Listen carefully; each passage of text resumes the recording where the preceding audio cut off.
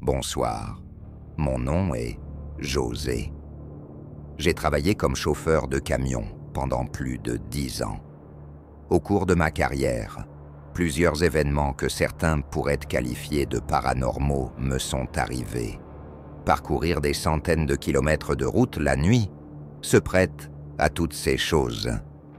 Voici l'une des histoires qui m'a le plus marqué. Je quittais la ville de Tijuana et allais parcourir toute la frontière pour atteindre Tamaulipas. Je suis parti vers 20 heures. Je n'étais pas fatigué, car je venais de faire une longue sieste dans un relais routier, donc j'étais prêt à conduire toute la nuit. Tout se passait comme d'habitude. La route était quelque peu vide cette nuit-là, avec presque pas de trafic, ce qui me plaisait.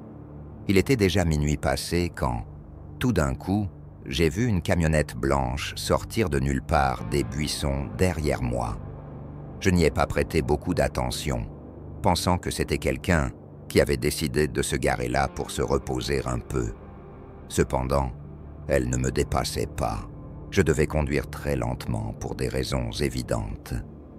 Chaque fois qu'il y avait une voiture derrière moi, je signalais avec mes phares pour qu'elle me dépasse, et je me rangeais sur le côté. J'ai fait la même chose avec cette camionnette, mais elle est restée derrière moi, ne voulant pas dépasser. J'ai pensé que le conducteur pourrait avoir peur, car il faisait nuit, et peut-être n'était-il pas très expérimenté en conduite de nuit. Alors, j'ai encore ralenti et signalé de nouveau pour qu'il me dépasse, mais il ne l'a pas fait. Il a aussi ralenti pour rester derrière moi. À ce stade, j'étais un peu agacé, car je ne savais pas à quoi jouait cette personne. Mais j'ai décidé de l'ignorer et de continuer à conduire. 2 heures ont passé et la camionnette était toujours derrière moi. J'ai décidé de m'arrêter à une station-service pour aller aux toilettes et acheter quelque chose à manger, mais aussi pour laisser la camionnette continuer son chemin et arrêter de me suivre. Mais quand j'ai tourné pour entrer dans la station-service, la camionnette a fait de même. Elle ne s'est pas garée dans le parking, mais est restée sur le côté de la route avec ses phares allumés. Je suis allé aux toilettes, puis dans le magasin. Quand je suis sorti, la camionnette était toujours là, m'attendant. J'étais très en colère et j'ai décidé de marcher jusqu'à elle pour demander au conducteur quel était son problème, s'il me suivait ou si c'était une blague absurde. J'ai frappé à la fenêtre, qui était complètement noire, donc je ne pouvais pas voir à l'intérieur. J'ai frappé à la fenêtre et dit au conducteur d'ouvrir et de ne pas être un lâche, de me faire face et d'expliquer ce qu'il faisait. Mais il n'a jamais ouvert la fenêtre. J'ai crié que s'il continuait à me suivre, je le signalerais à mes collègues camionneurs pour qu'ils s'en occupent. Soudain, la camionnette a démarré en trombe, manquant de peu de me renverser. J'étais encore très en colère, mais soulagé qu'il soit enfin parti, me permettant de continuer en paix. Je suis remonté dans mon camion et suis resté garé pendant environ 30 minutes. Après avoir fumé une cigarette, j'ai repris la route. Tout était redevenu normal et il était environ 3 heures du matin quand soudain, la même camionnette blanche est apparue de nulle part, juste derrière moi. J'ai pensé que ça devait être une blague. Je savais que c'était quelque chose de personnel, puisqu'il me suivait depuis plus de 3 heures. Il devait en vouloir quelque chose. J'ai décidé de me rendre au prochain relais routier, qui était à environ 1h30, et de m'y garer pour demander aux autres camionneurs de m'aider à gérer cette personne dans la camionnette. J'ai continué à conduire patiemment avec la camionnette juste derrière moi, mais ensuite, elle a finalement commencé à se mettre à côté de moi. J'ai pensé qu'elle allait me dépasser, alors j'ai ralenti, mais la camionnette a fait de même. La fenêtre du conducteur était juste à côté de la mienne. Je savais que le conducteur me regardait. J'ai klaxonné pour qu'il s'écarte, car c'était dangereux de conduire si près. Mais la camionnette a commencé à se rapprocher de plus en plus de mon camion. Je ne savais pas quoi faire. J'ai juste continué à klaxonner et à crier, demandant ce qu'il faisait. Puis j'ai senti la camionnette heurter mon camion et j'ai perdu le contrôle du volant, sortant de la route, franchissant une clôture et finissant dans les buissons. Je n'étais pas blessé, mais le moteur s'était complètement arrêté. Quand j'ai essayé de le redémarrer, ça n'a pas fonctionné. J'ai essayé d'utiliser la radio, mais elle ne fonctionnait pas non plus. Je n'avais pas de signal sur mon téléphone portable pour demander de l'aide. Pour être honnête, j'étais assez effrayé, étant au milieu de nulle part, à 3 heures du matin, sans contact pour obtenir de l'aide. Comme si cela ne suffisait pas, j'ai soudainement vu des lumières approcher. Mon cœur s'est arrêté quand j'ai vu que c'était la même camionnette blanche qui m'avait suivi toute la nuit. Elle s'est garée derrière moi et a éteint le moteur et les phares. J'ai verrouillé les fenêtres et attrapé mon couteau, que je portais toujours avec moi. La seule chose à laquelle je pouvais penser était qu'il s'agissait d'un groupe criminel essayant de m'enlever, étant donné les taux de criminalité élevés. Mais après environ 5 minutes, personne n'est sorti. J'ai pris la décision difficile de m'approcher de la camionnette et d'essayer de parler au conducteur pour qu'il me laisse tranquille. Alors, j'ai marché lentement jusqu'à la camionnette avec mon couteau dans ma poche, prêt à l'utiliser, utilisant la lampe de poche de mon téléphone pour voir, car il faisait noir comme dans un four. Nous étions loin de la route, avec seulement les bruits de la nuit autour de nous. J'ai atteint la camionnette et frappé 2 fois, demandant « Bonjour, pouvons-nous parler? Veuillez baisser votre fenêtre. » Mais il n'y a pas eu de réponse. J'ai essayé de regarder à l'intérieur, en appuyant ma tête contre la fenêtre avec mes mains, autour de mes yeux, pour mieux voir, mais il n'y avait absolument rien à l'intérieur. J'ai regardé à l'arrière de la camionnette et il n'y avait rien, juste un tas de déchets. Il semblait que la camionnette avait été abandonnée depuis longtemps. J'ai ouvert la porte et confirmé qu'elle était complètement vide. Je ne peux pas expliquer l'horreur que j'ai ressentie. Je me demandais juste qui avait conduit tout ce temps me suivant. J'ai couru jusqu'à mon camion. Avant d'y monter, j'ai vu une silhouette debout à quelques mètres devant mon camion, visible dans les phares du camion. J'ai appelé « Bonjour ». Mais il n'y a eu aucune réponse. La silhouette a juste fait un geste pour que je la suive. J'ai hésité, mais l'ai fait, pensant qu'elle pourrait avoir besoin d'aide. La silhouette marchait très vite et j'avais du mal à suivre. L'endroit sentait terriblement mauvais, comme des animaux morts. J'ai continué à suivre la silhouette jusqu'à ce qu'elle s'arrête, fixant un point précis sur le sol. J'ai couru pour rattraper, mais quand je suis arrivé, la silhouette avait disparu. J'ai regardé autour de moi avec ma lampe de poche et appelé, mais personne n'est apparu. J'ai ensuite regardé le point que la silhouette fixait et trouvé 3 corps sans vie. Je ne pouvais pas dire depuis combien de temps ils étaient là, ni même s'ils étaient masculins ou féminins. J'étais choqué et ai couru jusqu'à mon camion. La camionnette blanche avait disparu, comme si elle n'avait jamais été là. J'ai essayé de démarrer mon camion, et il a démarré du premier coup, comme par miracle. J'ai conduit et appelé la police pour signaler les corps.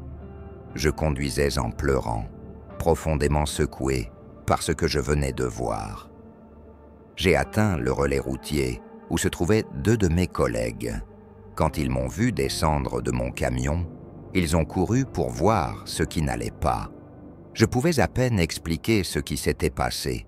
Quand j'ai finalement réussi, ils sont restés avec moi pour me tenir compagnie, ce qui m'a calmé, car je ne pouvais pas continuer à conduire dans cet état. Ensuite, j'ai reçu un appel d'un des détectives qui était arrivé sur le site que j'avais indiqué. Il a dit qu'il voulait me poser des questions et je leur ai dit où j'étais. Environ une demi-heure plus tard, 2 détectives sont arrivés. Ils ont demandé comment j'avais trouvé les corps et ce que je faisais à cet endroit. Je ne savais pas comment répondre, sachant que c'était difficile à croire, mais je leur ai tout dit, au risque qu'ils pensent que je mentais ou que j'étais impliqué dans quelque chose de criminel. Quand j'ai fini, l'un des détectives m'a montré une photo et a demandé si c'était la camionnette qui m'avait suivi toute la nuit. J'étais surpris et ai dit oui. Ils ont échangé des regards et l'autre détective m'a dit que la camionnette appartenait aux 3 jeunes gens trouvés morts dans les buissons. Ils étaient des étudiants portés disparus depuis des semaines. Leur famille avait signalé leur disparition après qu'ils aient quitté pour Ciudad Juárez pour un projet de journalisme sur les femmes disparues, mais n'étaient jamais arrivés. Ils avaient été tués et la police devait s'assurer que je n'étais pas impliqué avec des groupes criminels. J'étais profondément touché, pleurant et leur disant que c'était la vérité. Les détectives m'ont dit de me calmer et de les appeler si je me souvenais de quelque chose d'autre. Après cela, ils sont partis. J'étais profondément secoué, pensant que ces jeunes gens m'avaient choisi pour trouver leur corps et arrêter leur famille de les chercher. C'était l'histoire la plus dure de ma carrière, de chauffeur de camion. Merci de m'avoir écouté. Avant de continuer avec la prochaine histoire, j'apprécierais si vous aimiez cette vidéo pour savoir si vous appréciez notre contenu. Merci beaucoup. Continuons. Mon nom est Gerardo. Pendant longtemps, j'ai travaillé comme chauffeur de camion pour diverses entreprises. Maintenant, je suis retraité à 70 ans, mais pendant mes années de conduite de camion, de nombreuses choses paranormales me sont arrivées. Cette histoire s'est passée il y a 20 ans. Je transportais du matériel de construction de Nuevo León à l'État de Mexico. J'étais sur la route depuis 10 heures. La nuit était tombée, mais j'aimais conduire la nuit parce que les routes étaient plus vides. J'appréciais le sentiment de tranquillité et de solitude. J'écoutais de la musique, comme d'habitude, quand soudain j'ai vu un homme faire de l'autostop au bord de la route. Je me suis immédiatement arrêté. À l'époque, il était courant de voir des gens demander un trajet, et j'aimais toujours aider. Alors, je lui ai demandé où il allait, et il a dit qu'il avait besoin d'aide. Son camion était en panne, à 1 kilomètre de là, mais personne n'était passé pour l'aider. Je lui ai dit de monter, et j'essaierai de l'aider avec mes outils. L'homme est monté et s'est assis sur le siège passager, restant très silencieux. Je lui ai demandé pour quelle entreprise il travaillait, mais il n'a pas répondu. Ensuite, je lui ai demandé s'il allait bien, car ses vêtements étaient déchirés et sales, mais il est resté silencieux. Nous avions dépassé le kilomètre qu'il avait mentionné, et il n'y avait aucun signe de son camion. J'ai demandé s'il était plus loin, mais il a juste pointé vers l'avant, me signalant de continuer à conduire. Au fil du temps, je suis devenu nerveux parce qu'il n'y avait aucun camion au bord de la route, et j'ai réalisé que nous étions revenus au même endroit où je l'avais pris, au kilomètre 62. J'étais stupéfait. Il était impossible d'être de retour là-bas puisque j'avais seulement conduit tout droit. Je ne savais pas ce qui se passait. L'homme n'avait pas dit un mot depuis qu'il était monté dans mon camion. Alors j'ai décidé de m'arrêter et de lui demander de descendre. L'homme est descendu sans un mot, sans même me remercier ni me regarder. Je l'ai vu marcher dans les buissons et disparaître. Je ne voulais pas le laisser là, mais il avait disparu parmi les arbustes. Je ne savais pas quoi faire, sachant que ce n'était pas bien de le laisser seul. À ce moment-là, un autre camion est passé et s'est arrêté devant moi. Le conducteur s'est approché, demandant si j'avais vu un homme faire de l'autostop. J'ai demandé comment il le savait. Il a dit qu'il parcourait cette route presque quotidiennement et que l'homme que j'avais pris était un chauffeur de camion décédé dans un accident à cet endroit même. Il a dit que pendant des années, le fantôme du chauffeur faisait de l'autostop et ceux qui lui donnaient un trajet disparaissaient, jamais revus. Je l'ai remercié de s'être arrêté pour m'avertir. Il a dit que ce n'était pas un problème, que nous, les chauffeurs de camions, devions nous protéger les uns les autres. Il a terminé en disant que ce ne serait peut-être pas la dernière fois que je verrais l'autostoppeur et que si je repassais par là, je devais l'ignorer. Après cela, l'homme est parti, et moi aussi. Mais jusqu'à ce jour, je me demande pourquoi le fantôme m'a laissé partir alors qu'il avait pris d'autres. Une autre histoire qui mérite d'être racontée s'est passée juste avant ma retraite. Je voyageais de Mexico à Cuernavaca avec un collègue. Nous parlions. Il était tôt le matin et j'avais sommeil. Nous avons donc décidé de nous arrêter et de laisser mon collègue conduire pendant que je dormais dans la cabine. Il a pris le volant et j'étais juste allongé quand il a dit « Gérardo, regarde, qu'est-ce que c'est ?» J'ai ouvert le rideau pour voir un animal marchant sur deux jambes s'approcher de notre camion. Nous ne pouvions pas encore bien voir ce que c'était, mais ça avait l'air étrange et effrayant. Mon collègue a demandé si c'était un animal ou une personne. Je lui ai dit de partir parce que quoi que ce soit, ce n'était pas bon. Il a essayé de démarrer le camion, mais nous étions coincés dans la boue. Il a continué à essayer de bouger, mais le camion ne bougeait pas. La créature s'est rapprochée, prenant la forme d'un animal, comme un bœuf sur deux jambes. Elle s'est arrêtée, nous regardant. Nous ne pouvions pas la quitter des yeux, pensant qu'elle allait attaquer. J'ai dit à mon ami de me laisser essayer de bouger le camion, mais mes tentatives ont été vaines. L'un de nous devait sortir pour voir ou déplacer les pneus, mais aucun de nous ne voulait, parce que la créature était toujours là, nous observant. J'ai décidé de sortir, mais mon collègue a dit de ne pas le faire, que la créature attendait que nous descendions pour attaquer. Je lui ai dit de ne pas être superstitieux, mais il a insisté, disant que son grand-père, chauffeur de camion, pendant des décennies, lui avait dit que s'il voyait un animal sur deux jambes, il devait fuir et prier. Je lui ai dit que je portais toujours une image religieuse que ma femme mettait sur le tableau de bord pour la protection et que nous pouvions l'utiliser pour prier. Sans hésitation, il l'a prise et a commencé à prier à haute voix, me demandant de me joindre. Nous avons récité le Notre Père à plusieurs reprises. La créature a commencé à hurler si fort qu'on aurait dit qu'elle était juste à côté de nous. J'ai commencé à transpirer et mes jambes tremblaient. Je n'avais jamais eu aussi peur. Nous avons continué à prier jusqu'à ce que la créature commence à marcher en arrière, toujours en nous regardant, mais s'éloignant. Ces hurlements terrifiants se sont graduellement estompés jusqu'à ce qu'elle disparaisse. Mon collègue a dit que c'était le moment et il est rapidement sorti pour me guider. Nous avons libéré le camion et sommes partis aussi vite que possible. Comme chauffeur de camion, c'était l'expérience la plus terrifiante et glaçante que j'ai jamais eue. Mon nom est Manuel et je transporte des marchandises dans mon camion depuis plusieurs années. C'est un travail difficile et très responsable, parfois dangereux, parcourant de nombreuses routes à travers le Mexique, certaines plus dangereuses que d'autres en raison des courbes serrées ou de la criminalité.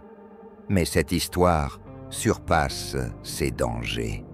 Cette nuit-là, je conduisais depuis de nombreuses heures sur une route entre Tamaulipas et San Luis Potosí, avec de nombreuses courbes dangereuses dans les montagnes. C'était un tronçon difficile, Et comme si cela ne suffisait pas, il a commencé à pleuvoir fortement. J'étais inexpérimenté à l'époque et devenu nerveux. Les courbes étaient intimidantes, surtout la nuit sous la pluie. J'avais conduit pendant de nombreuses heures et le sommeil a commencé à se faire sentir. Je savais que je devais m'arrêter pour me reposer, car il était dangereux de continuer, mais le prochain relais routier était loin. J'ai cherché un endroit pour m'arrêter et dormir dans la cabine. Je me suis garé devant une colline, dans les buissons. J'ai éteint mon camion et pris mon parapluie et ma lampe de poche pour aller aux toilettes. Quand je suis revenu, j'ai vu des empreintes boueuses sur les marches du côté passager et la porte légèrement ouverte avec la lumière intérieure allumée. J'avais laissé les 2 portes fermées. La peur m'a saisi, pensant que quelqu'un était monté pendant que j'étais sorti. J'ai lentement ouvert la porte passager, éclairé l'intérieur avec ma lampe de poche et demandé « Qui est là? Vous devez descendre. » Pas de réponse. J'ai ouvert le rideau de la cabine, lentement, mais entendu une voix d'homme pleurant, disant « Aide-la, s'il te plaît, aide-la. » J'ai tiré le rideau d'un coup, mais il n'y avait personne. Je tremblais mais n'avais pas remarqué un détail. Un vieux porte-bébé sale, avec de l'herbe et de la boue, partiellement cassé, était dans le coin, au-dessus du lit. J'étais choqué, ne sachant pas comment il était arrivé là. Je l'ai jeté hors du camion, me sentant mal à l'aise, et ai démarré le moteur, ne voulant plus dormir. J'étais très nerveux à cause de ce qui s'était passé, et extrêmement fatigué, n'ayant pas dormi depuis près de 20 heures. En essayant de quitter les buissons, j'ai heurté quelque chose. J'ai fait marche arrière et suis descendu pour vérifier. J'ai vu 3 grandes croix en béton et mon camion en avait renversé 2. Je me suis approché, remarquant une petite plaque funéraire qui disait « Repose en paix, famille Peña Almanza », avec une photo d'un homme, d'une femme et d'un bébé d'environ 1 an. Ils avaient dû avoir un accident et mourir là. Tout faisait sens alors. Les empreintes et la voix que j'avais entendue venaient de cet homme demandant que je sauve son bébé. J'ai commencé à pleurer, car ma femme était enceinte et j'allais bientôt devenir père. Je ne pouvais pas imaginer la terrible douleur de cet homme, essayant de protéger son enfant même après la mort. C'est une histoire qui vous marque à vie. Merci beaucoup d'avoir regardé cette vidéo. Je vous invite à vous abonner pour plus de contenu terrifiant. Aimez la vidéo et partagez-la avec vos amis. Plus de contenu à venir. Aidez-moi à répandre la peur. À la prochaine.